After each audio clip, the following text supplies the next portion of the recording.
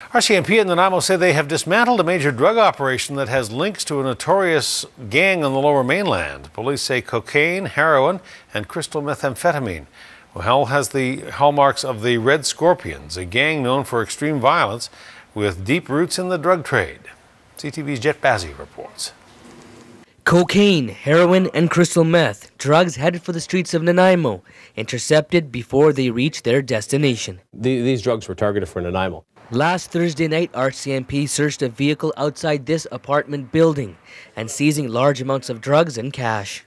The individual, of course, took exception to the arrest, and a confrontation ensued. He was eventually arrested for assault and resisting arrest.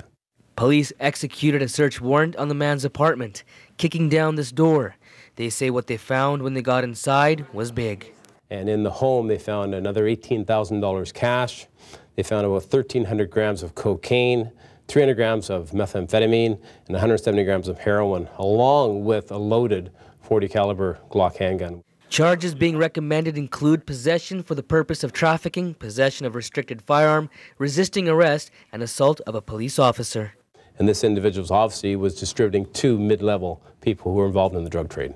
Police say the 30-year-old man has ties to the notorious Red Scorpions, a gang known for violence and drug trafficking. It's not uncommon for them to come to the island. Often they'll have family or they'll try to extend their drug network. A loaded handgun, a bow and arrow, and machetes were found in the apartment.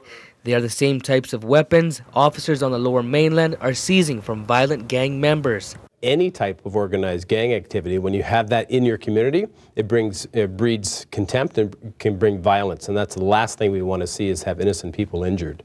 Darlene Foster lives in the same building as the apartment that was raided.